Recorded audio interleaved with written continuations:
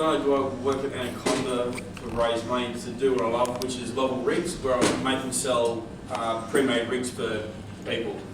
At the moment, I have them at Brighton. They're at Reel and Deal, The Ramp. I have them at CNS Sporting Arms, BP at Barmera, Sporting Scene and Gotcha, plus also my website and Sharp Tackle website. You probably see my YouTube around every now and then. There's That Rig Guy. That came to me because somebody decided to walk up to me and go, "Oh, you're that rig guy, my husband wants to speak to you," so it's kind of stuck. So this YouTube will be going on to That Rig Guy. You can see an update on my Facebook page, Level Rigs Fishing Tackle, or when it's actually going to go up. The reason why I want to YouTube this is so I can actually promote your club, as thanks for having me here. I will get the details on that from Simon, and I can actually add a link to or whatever once I put this up. So as I said, I do pre-made rigs. I love sitting there in time for hours and hours and hours. I've learned so many different ways of tying one knot, how to keep a hook on. But one thing over the years, it's really, I'll start from the very basic, it's really been a major factor on keeping that fish or losing that fish, is when we get there, we start off, we've got our sinker, we're doing a nice little running sinker. How many of you guys have started off not using beads? No one? Yeah.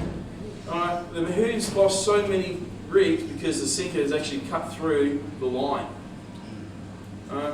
It took me a while to get there and come to terms with the fact that I actually had to use beads. Not just for colour to bring the fish in, which works really good, but they also protect our line.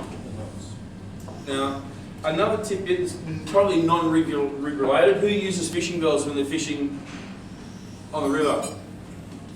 I've got one, probably more than one. I know I do. Right? But how many of you have got there and forgot to take the bell off and you've casted your line and you've lost your bells? Yeah, remember to take them off, because not only when you cast with them and you lose them, they cost you a couple of dollars, but if you don't take them off your rod, you're going to cut your line eventually, because they will run across your line when you bring them in. So it's just another way to try and get there and maintain that really good fish on your rod. Now, can anyone just tell me a rig that you use? Paternoster. Why do you use a Paternoster? Simple, easy. Simple, easy, quick. Alright. Any other reason why? You just use it on a lot of fish. Yeah, very versatile, very simple. Good bait presentation. Good bait presentation. Right. It's not because someone told you that's the best one to use and that's what you've used all your life. No? Yeah. So we've got our Paternosters, our main rig. A lot of people all across the country use it. We've got our running sinker, works great for whiting, flatties, depending where you are. Back over the eastern states, we like to get there and put our running sinker where our sinker is pretty much right on the hook, and it works over there. Have you ever thought about fishing outside the norm? Alright. An example is Danny and myself were up at Coffs Harbour, Paternoster rig.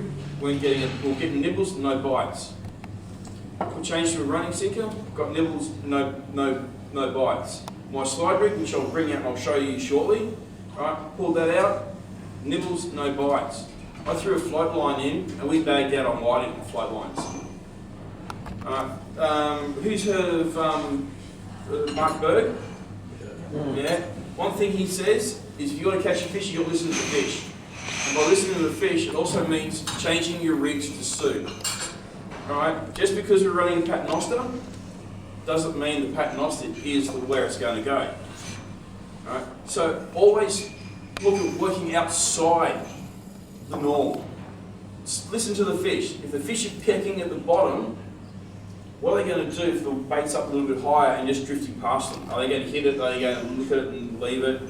Are we going to need to change to a smaller hook? We need to go to a bigger hook. So it's all about listening to what the fish are telling us. And by doing that, I've probably the last 12 months I've been out 3 times on donuts.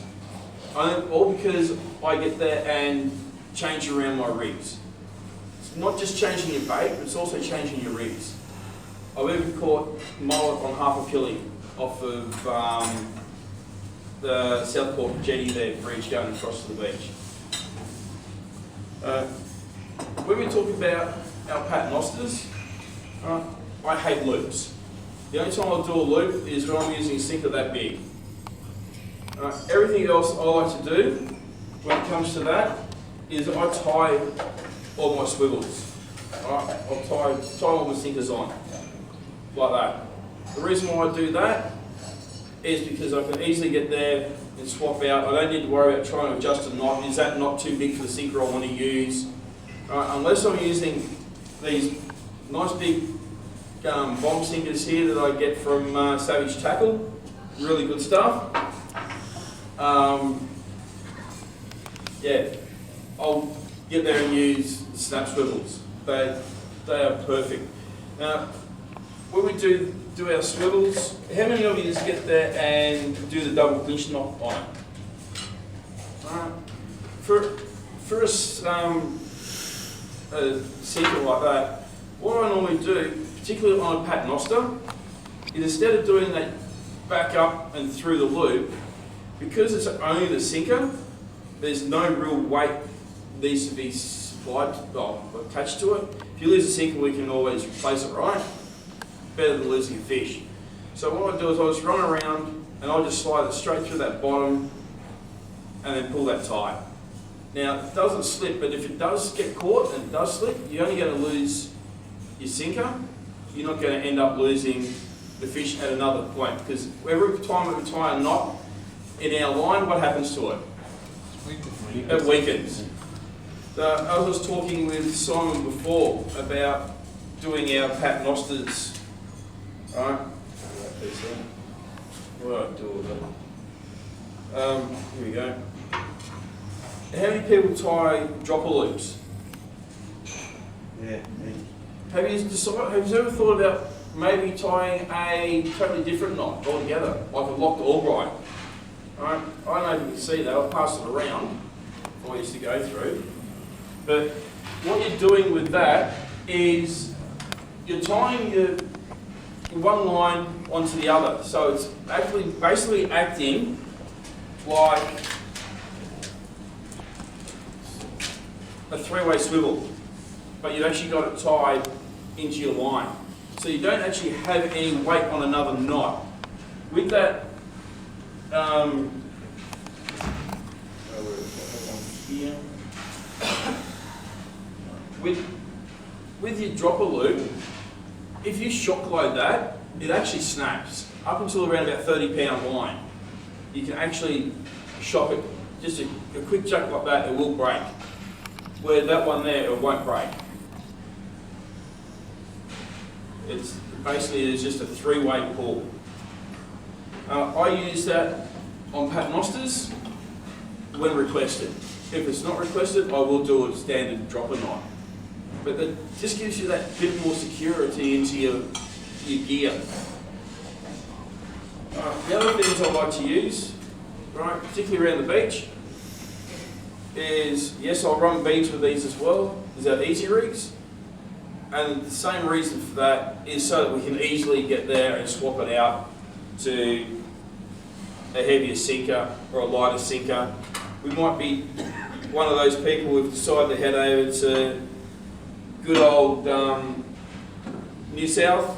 We're chasing some whiting off the beach, and then we're going into the estuaries. It's so simple just to get there and change over from one whiting rig like this, and then just get there, change that out, and just go across the estuary.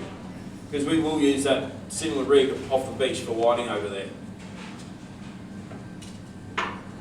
It just seems to work well. So, different location, different rigs, alright, with the same outcome. When I first came over here, I've been over here in South Australia for nearly 21 years.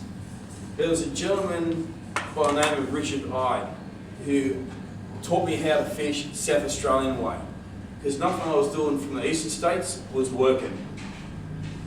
Which means just because it works here doesn't mean it's going to work over there. And if it works over there, it doesn't mean it's going to work here. It might be just a slight thing of your leader being that much too long or too short. Could be all the difference it is. What I call loose line fishing for carp, where I cast out a very lightweight and I don't get there and put much tension on my line at all when I click the bail.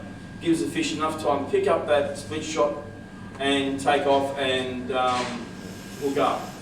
I do also use my Lovell Rigs carp rig, which is a burley cage on a T-rig version. So I have one of these with a hook coming off down here, another one off here, and I do get there and do quite well on that. You'll see that on my previous YouTube that I've done. Now, talking about these three-way swivels, we know about running the hook off this way and then running straight down top and bottom. But have you ever thought about running a running sinker version, but running it that way and running two hooks off the sides of them? Does it work? Yes, it does. Why? Because I've tried it. I'm a firm believer in fishing outside the circle. Right? Just because it's not working today, alright, try something else. The fish aren't biting, they're down there, what are they biting on? The other thing I use, I love it. Actually, I've got my carp rigs out here that I'll leave that one there till last. So, I was talking about my carp rig.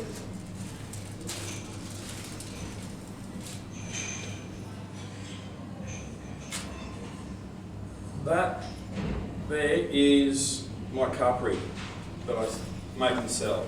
And they actually, big success in the Riverland at the moment. They work quite a treat. Just a matter of, instead of using those metal wire burley springs, I've actually had them come apart on me and I have lost good fish on them. By using a slide through burley spring like that, and you'll see as it comes around, it actually is a lot better. And the way I've set that, I've got a float stop that I can actually move up and down, so I can actually determine whereabouts I want my burley spring. Do I want it close to the hook, or one in between the two hooks? So it's all fishable to you. So you can fish it any way you want, which once again comes into fishing to yourself, fishing to the needs of where you are, and fishing outside the square. That's a heavy rig.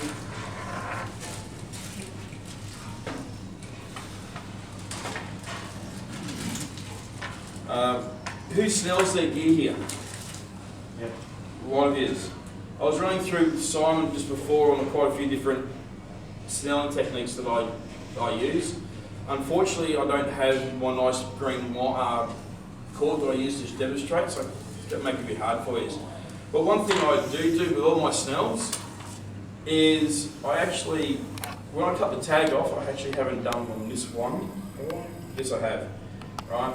I'll either melt this to the tag to a little ball, so if it slips, it's going to get there and get caught, or I'll melt that to a point where I actually then mesh it into the actual snell itself, so that way your 50-pound line, which is what this is, won't come undone.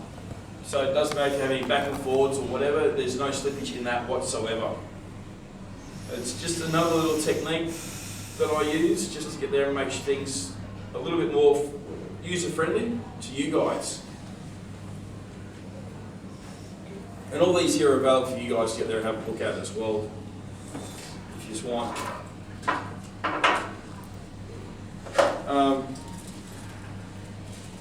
We're all seeing the Paternoster. All I have here, wide. So we talked about Paternoster. We run our two loops, one up the top, one down the bottom, or one in the middle, I should say. Here we go. This is going to be fun. My assistant who normally does this is behind the camera.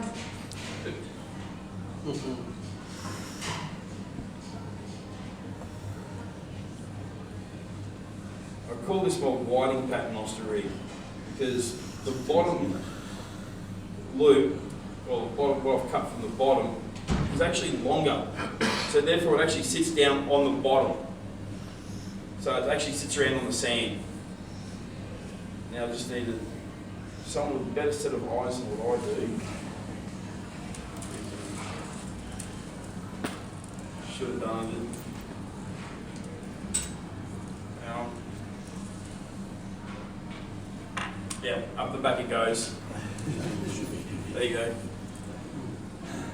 So yeah, one I didn't prepare earlier is what she's got. So, but no, with that one, when that one comes around, you'll see with your normal paternoster, like this for example, you have one pretty much a few bit off the bottom, and then your next one here. So you actually try to fish above the weed and all that. Where with that one there that Danny's undoing for me at the moment, I actually have the loop is down here. What I've done is I actually cut my loops and tie your hook onto that. I don't like loops at all. So and that there actually sits down low around the sinker, so it's actually on the ground. So if you've got your whiting that is sucking off the bottom, then they're going to get that, more likely going to grab that hook than what they are the one a bit further up. So as Danny has got that now done for me, if she can pick it up.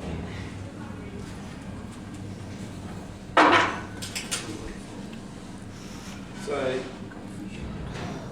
same thing, paternoster, but running that down the bottom. Who uses something like that? With that actually down there like that? Because a lot of people that I speak to, they run them, or like the other one, where it's 2-stage up.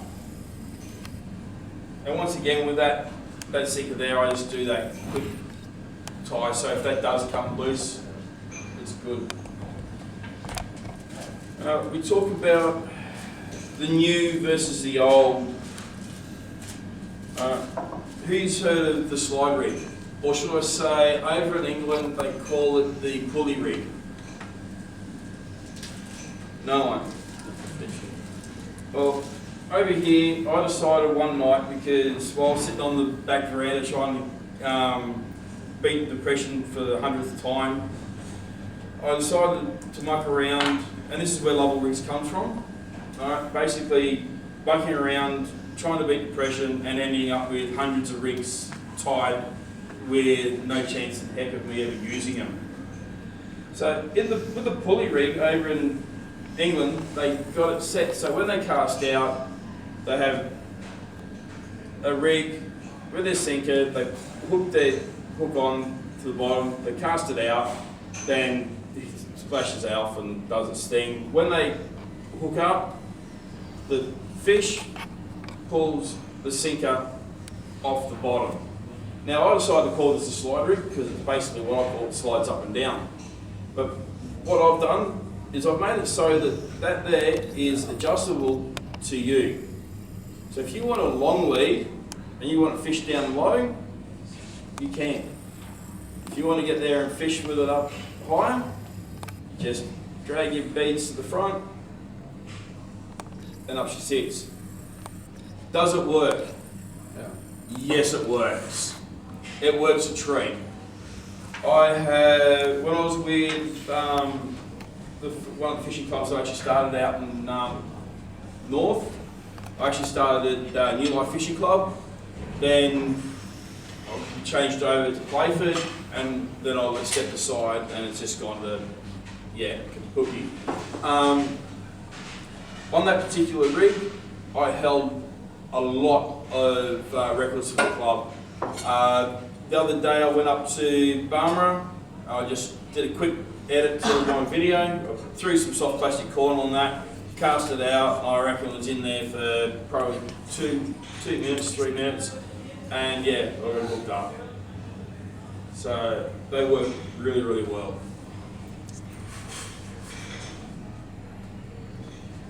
I'm getting seagull movements over there. I've got no idea what that's talking about. But, so, got any questions at all, guys, girls?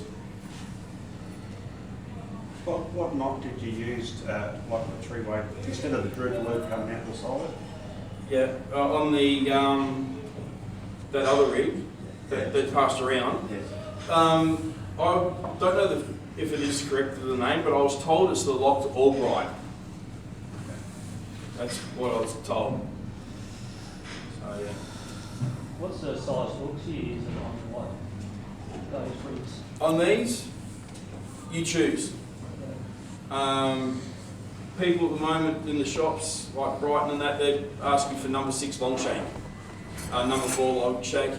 But if you want to go up the river and you want to use a number 2 circle, you go on my website, which is levelrigs.com.au, and you can actually choose what size hook you want on it. So I can custom to what you want.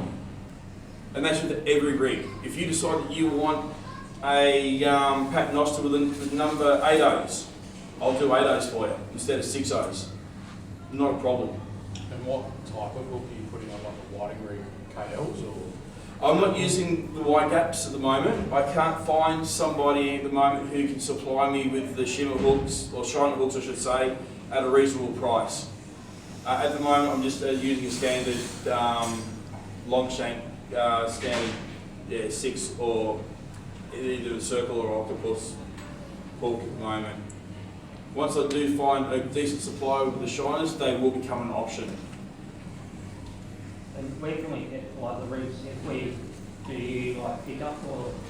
I can either do pickup, right? If you want them for a club night, I can always get hold of Simon and pick them up for you if you want. I do a delivery, rather than get there and get put through the post. Or if you want just a standard off the shelf, as I said before, you've got Brighton, you've got Reel and Deal, you've got North Haven at the ramp, C&S Sporting Arms, Gotcha, Sports Fishing Scene, and then again, as I said, there's my website. So, now, just to be a nice guy,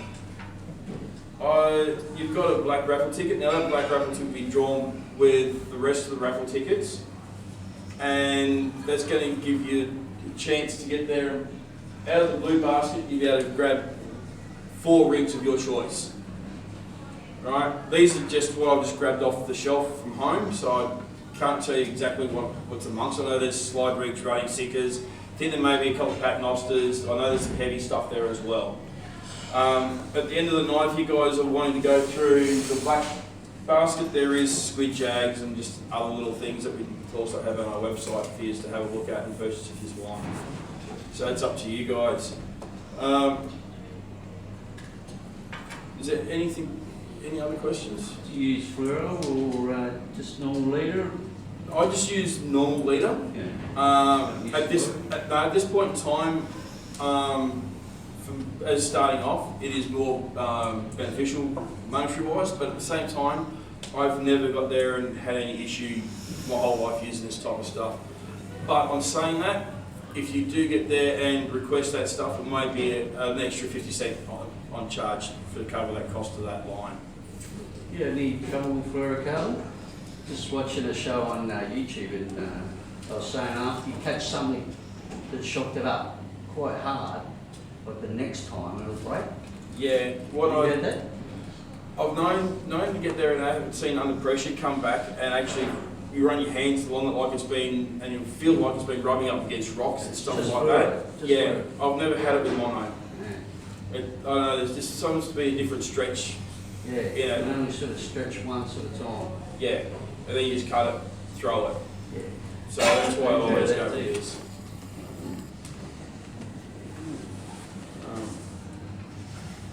Anything else, guys? No.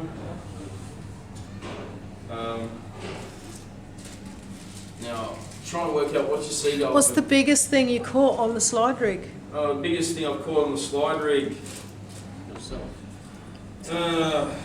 Stingray. Off Port Hughes Jetty. Took me for about a 20-minute run on light line. that was fun. Actually landed would have to be probably my 48 centimetre caliber on it. So it works freshwater, saltwater. It's really good. Caught whiting. I've even caught, it took me 20 years to catch a flathead and I caught it on my slide rig. I caught 2 on the slide rig and 1 on a jig. I was at the point where I was saying flatheads don't live here in South Australia. Every flathead photo is shot. But yeah, I broke the tree up after 20 years.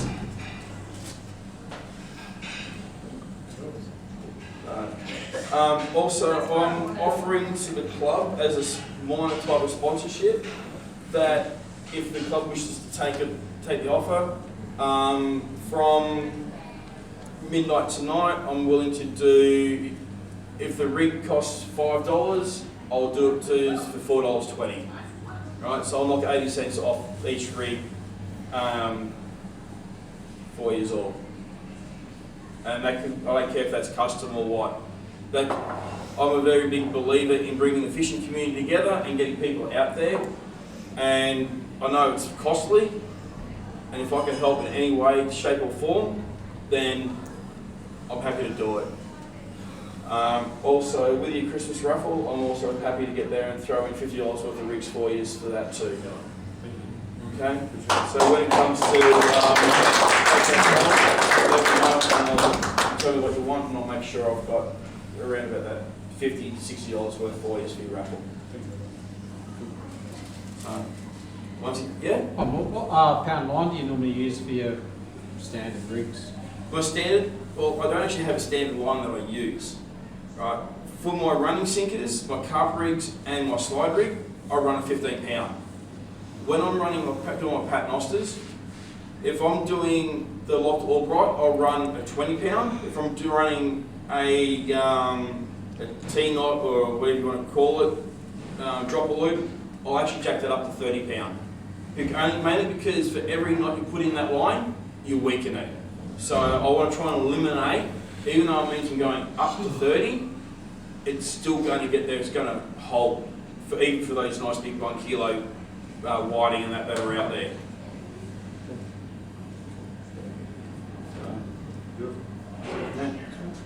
And I'm also willing to come in and go through knot tying with you guys one night if you need that help. Huh? Yep, sounds good. Alright guys, well what I normally do at the end of my presentations on Facebook, I go, I'm that rig guy, hope you've enjoyed it, and get out, get amongst it, and have a good time.